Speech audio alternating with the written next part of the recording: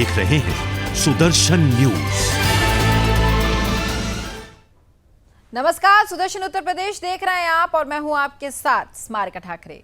Bulletin की शुरुआत करेंगे। पहली खबर यूपी के चंदौली से है, जहां एसडीएम प्रेम प्रकाश मीणा ने चकिया स्थित अल्ट्रासाउंड केंद्र का औचक निरीक्षण किया। निरीक्षण के दौरान अरब अल्ट्रासाउंड केंद्र में भारी अनियमितता देखने को मिली है। केंद्र में ना तो रजिस्टर मिला और ना ही कोई चिकित्सक मौजूद था, और साथ ही संचालक धर्मेंद्र यादव बिना लाइसेंस के केंद्र चला रहा था, जिसके बाद एसडीएम ने तुरंत एक्शन लेते हुए अल्ट्रासाउंड केंद्र को ही सीज कर दिया। तो वहीं इस कार्रवाई से अवैध पैथोलॉजी केंद्र चलाने में खलबली मच गई है। आपको बताएं कि इससे पहले भी सुदर्शन न्यूज अवैध पैथोलॉजी केंद्रों और अस्पतालों के बाबत प्रमुखता के साथ खबरों को दिखाता आया है।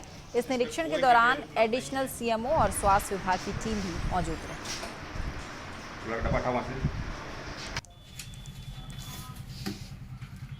आज एक अभियान के तहत जो भी हमारे अल्ट्रासाउंड सेंटर्स हैं उनको चेक किया जा रहा है एडिशनल सीएमओ साहब के साथ, और इसका उद्देश्य यही है कि कोई भी अल्ट्रासाउंड सेंटर एक तो बिना लाइसेंस के ना चले, साथ ही साथ पीसीपी एनडीटी एक्ट में जो भी प्राविधान है या लाइसेंसिंग जो भी प्राविधान है उन सभी का सभी अनुपालन करें। इसी क्रम में अभी तक 2 अल्ट्रासाउंड सेंटर्स चेक किए जा चुके हैं, जिसमें आरव अल्ट्रासाउंड सेंटर जो चकिया नगर में स्थित है उसमें कई तरह की अनियमितताएँ पाई गई हैं, और सबसे बड़ी अनियमितता है कि यहाँ पर किसी डॉक्टर का ना होना, इसके अलावा इनके पास फॉर्म एफ का ना होना, रिकॉर्ड्स पुराने मेंटेन ना होना, इसके अलावा और भी कई तरह की यहाँ पर। अब खबर यूपी के कानपुर से है, जहां पति पत्नी की लड़ाई के बाद नशे में धुत पति ने खुद को गोली मार ली। गोली लगने की आवाज सुनकर घर में सनसनी फैल गई। तो वहीं मौके पर पहुंची पुलिस ने शव को कब्जे में लेकर पोस्टमार्टम के लिए अस्पताल भेज दिया। ये बताया जा रहा है कि मृतक की पत्नी अपने पति को हमेशा शराब पीने से रोका करती थी, जिसको लेकर दोनों में अक्सर झगड़ा हुआ करता था। और मृतक के भाई ने यह भी बताया कि सुनील तिवारी नशे का आदी था और हमेशा अपनी पत्नी के साथ झगड़ा करता था। फिलहाल पुलिस अब इस पूरे मामले में छानबीन कर रही है।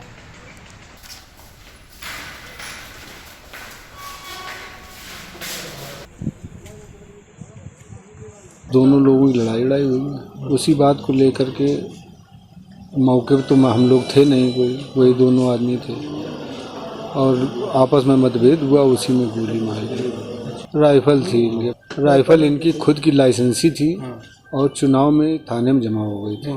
कलेज इन्होंने निकलवाई थी थाने से, लेकर के गए थे यहाँ से। आज दिनांक 13/5/2022 को थाना अकबरपुर के ग्राम कोइत खेड़ा में सुनील कुमार तिवारी जो 40 साल के हैं, इनके द्वारा अपने लाइसेंसी राइफल से गोली मार के आत्महत्या कर ली गई है। पारिवारिक और घरेलू विवाद इसकी वजह बताई जा रही है। अग्रिम कार्रवाई नियमानुसार की जा रही है। अब खबर यूपी के कुशीनगर स्थित खड्डा से है, जहां बाल विकास अधिकारी द्वारा ली जा रही रिश्वत का वीडियो अब जमकर सोशल मीडिया पर वायरल हो रहा है। आपको बताएं कि कुशीनगर के बाल पुष्टाहार कार्यालय में तैनात बतौर सीडीपीओ तैनात कयूम खान नौकरी दिलाने के नाम पर घूसखोरी करते हुए साफ साफ दिखाई दे रहा है। आरोपी ने पीड़ित को स्वास्थ्य विभाग में नौकरी दिलाने के लिए 1 लाख रुपए की रिश्वत मांगी थी, लेकिन पीड़ित ने एडवांस 25,000 रुपए ही दिए, जिसे वीडियो में आप आसानी से देख सकते हैं। और वायरल वीडियो में एक युवक सीडीपीओ को 25,000 की गड्डी थमा रहा है। नोटों की गड्डी लेने के बाद सीडीपीओ उसकी गिनती करते हुए भी वीडियो में नजर आ रहा है।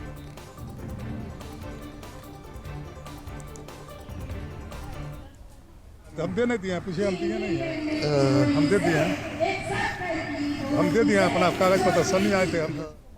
तो वहीं यूपी के कुशीनगर स्थित हाटा में देवरिया मोड़ पर वाहन चेकिंग के दौरान 8 वाहन चोरों को पुलिस ने अब गिरफ्तार कर लिया। तो वहीं आरोपी चोरों के पास से चोरी की 8 बाइक बरामद की गई। पुलिस ने उस समय चोरों को धर दबोचा जब वे बाइक को बेचने के लिए ग्राहक ढूंढ रहे थे। आपको बताएं कि यह अंतर जनपदीय वाहन चोरों को पूरा गैंग चलाता है। इस पूरे मामले में पुलिस अधीक्षक धवल जायसवाल और अपर पुलिस अधीक्षक रितेश कुमार सिंह के निर्देशन में अपराधियों पर नकेल कसने के लिए यह अभियान जो है वो चलाया जा रहा है, जिसके तहत पुलिस को बड़ी कामयाबी अब हाथ लगी है। फिलहाल पुलिस आरोपियों के खिलाफ आगे की कार्रवाई कर रही है।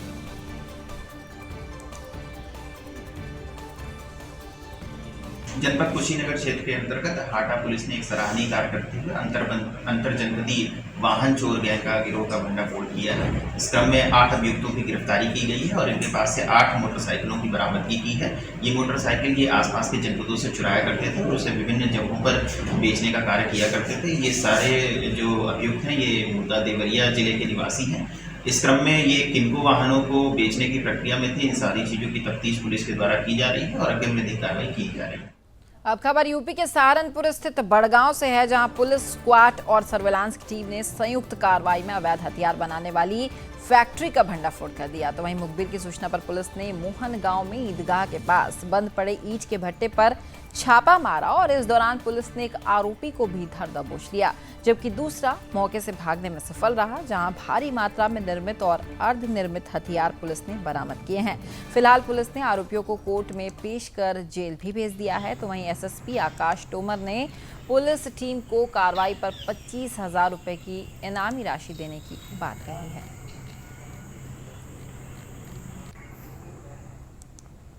बड़गांव पुलिस एवं स्वाट टीम के संयुक्त ऑपरेशन में एक सुनसान स्थान से एक अभियुक्त को गिरफ्तार करके हम लोगों ने शस्त्र फैक्ट्री रिकवर करी है। इसमें से कुल 10 बने और 11 अध बने तमंचे, जिसमें से बड़े लार्ज साइज़ के मस्कट भी हैं, वो पुलिस द्वारा रिकवर किए गए हैं। इनसे पूछताछ की जा रही है, जिसमें इनके बैकवर्ड एंड फॉरवर्ड लिंकेजेस, जहाँ से रॉ मटेरियल लेते थे और कहाँ पर ये तमंचे सप्लाई करते थे, इस संबंध में इनसे पूछताछ की जा रही है और आगे भी रिमांड पर लेके पूछताछ की। तो वहीं यूपी के सहारनपुर में मेडिकल स्टोरों पर हुई छापेमारी में चारों तरफ हड़कंप मच गया। एसडीएम और ड्रग्स विभाग की छापेमारी से नगर के मेडिकल स्टोर संचालक भी दहशत में आ गए हैं। आपको बताएं कि एसडीएम दीपक कुमार और औषधि निरीक्षक संदीप कुमार और टीम के साथ एमबीडी चौक, सुभाष चौक और रेलवे रोड स्थित मेडिकल स्टोर पर छापेमारी करने टीम पहुंची।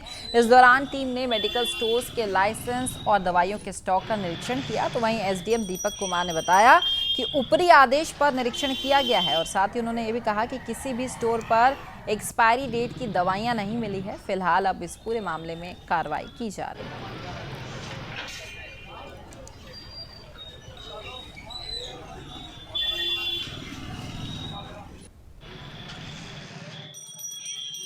उसमें जो है एक कमेटी गठित की है डीएम साहब ने, उसमें एसडीएम है, थाना अध्यक्ष हैं, फूड इंस्पेक्टर हैं और ड्रग इंस्पेक्टर है। तो उसमें जो दवाइयों का दुकानों पर चेक करना है, उनका लाइसेंसिंग चेक करना है और कोई अवैध दवाई तो नहीं बिक्री हो रही है, इस बात की चेकिंग होनी है। तो उसी के लिए आज ड्रग इंस्पेक्टर को बुलाया गया था यहाँ पे और उनके साथ चेकिंग कराई गई थी। तो उनके द्वारा चेकिंग किया गया है, तो 4 दुकानों पर चेकिंग किया है, कोई लाइसेंस सबके पास मिला है। तो वहीं सहारनपुर में जूना अखाड़े के महामंडलेश्वर स्वामी यतीन्द्रानंद गिरी जी पहुंचे। इस दौरान उन्होंने एक प्रेस वार्ता कर यूपी में माफियाओं और अपराधियों पर हो रही कार्रवाई के लिए सराहना की और साथ ही उन्होंने कहा कि जो आतियाई है, नफरत फैलाने वाले, गरीबों का हक छीनने वाले हैं, उन पर कड़ी कार्रवाई करने की जरूरत है। और क्या कुछ कहा उन्होंने, आइए आपको सुनवाते हैं।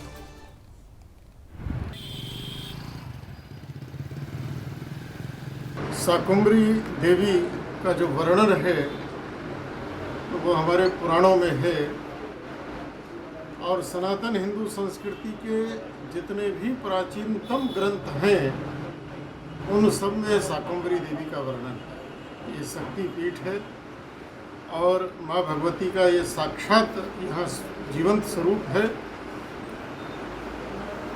किसी समय किसी काल में राज परिवार को।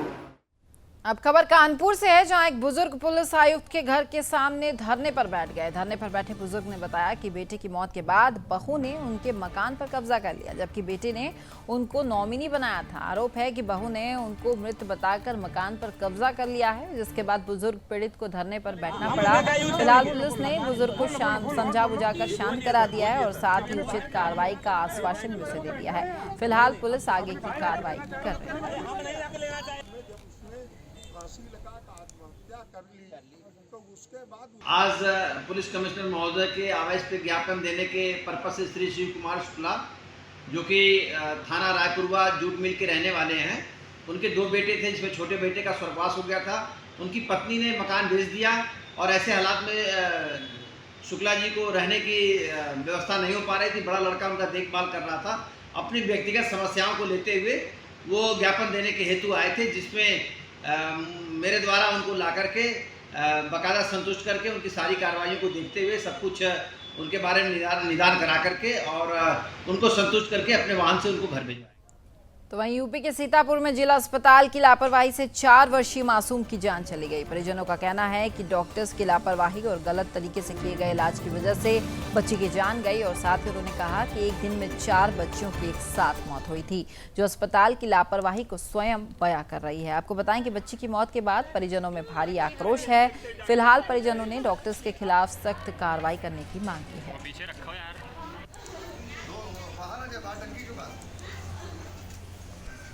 बच्चे के लाइन 3 बच्चे मर चुके हैं रात में, और तो इंजेक्शन लगाया तब हमारे पोता एकदम टूट गया है। हाँ, डॉक्टर ने भी इंजेक्शन लगाया, बेड पर हमारा पोता था। मैंने कहा कि काँप रहा है डॉक्टर साहब, आँखें खोले, बोलत रहा है, कल ले आओ अंदर। हम अंदर लेके गए, उन्होंने 2 इंजेक्शन लगाए, बच्चे एकदम टूट गए। तब ऑक्सीजन दे रहे हैं, हम एकदम टूट गए, अब ऑक्सीजन देने से क्या बात।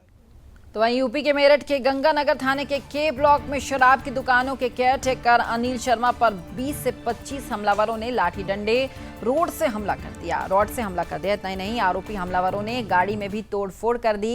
इस विवाद में अनिल शर्मा को गंभीर चोटें भी आई हैं। तो वहीं आनन फानन में घटना की सूचना थाना गंगानगर पुलिस को दे दी गई, जिस पर पुलिस ने संज्ञान लेते हुए आरोपियों पर कई गंभीर धाराओं में मामला भी दर्ज कर लिया और 5 आरोपियों को अब गिरफ्तार कर लिया गया। फिलहाल पुलिस अब आगे की कार्रवाई करते हुए अन्य फरार आरोपियों की तलाश में जुट गई है।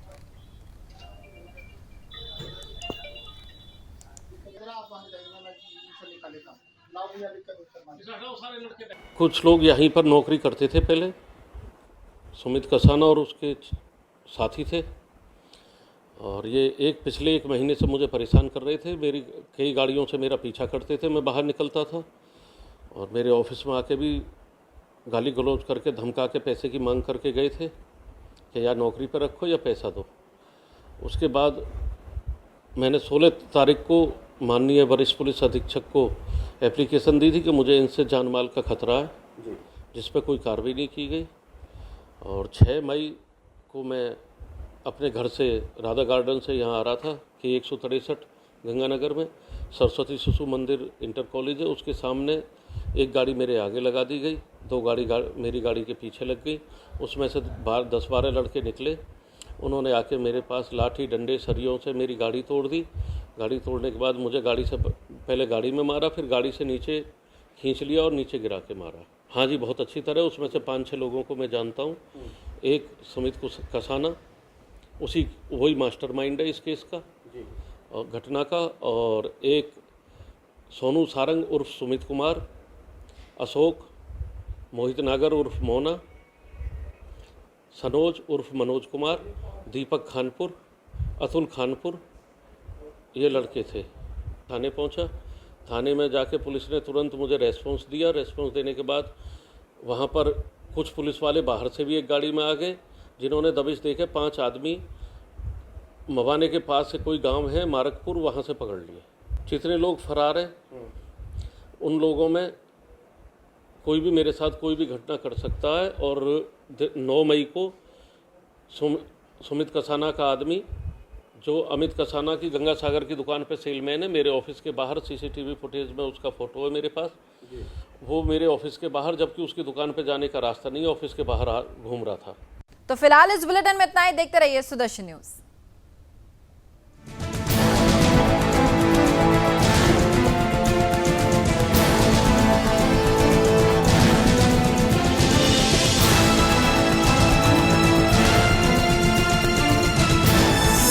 आप देख रहे हैं